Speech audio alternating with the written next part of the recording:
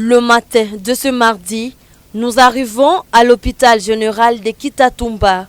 Les kits de lavement sont installés par-ci par-là, surtout à l'entrée principale et au coin du bâtiment pour permettre aux malades et d'autres personnes de se laver les mains avant d'entrer.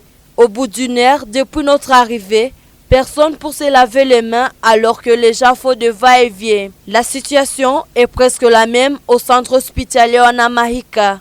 Ici, le lavage des mains est redevenu obligatoire depuis la maladie du Mpox.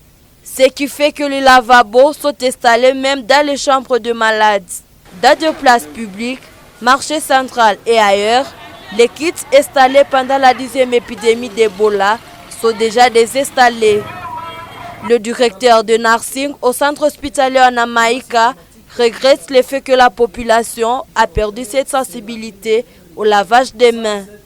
Cette habitude n'est plus de règles comme peu avant, comme c'était pendant la période d'Ebola. C'était vraiment systématique et tout le monde avait déjà compris qu'il faudrait se laver les mains régulièrement sans être même rappelé.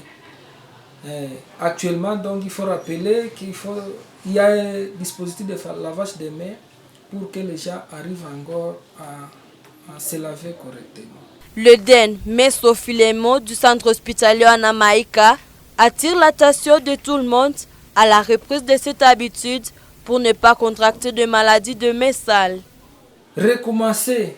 D'ailleurs, on ne doit pas le faire pendant une certaine période. On doit se laver les mains régulièrement. Pas parce qu'il y a épidémie qu'on va encore réactiver. Non. Donc, pour tout le monde, il faudrait se laver les mains autant de fois. Autant de fois que vous trouvez qu'il y a un risque. En tout cas, vous lavez les mains sans pour autant avoir beaucoup de difficultés.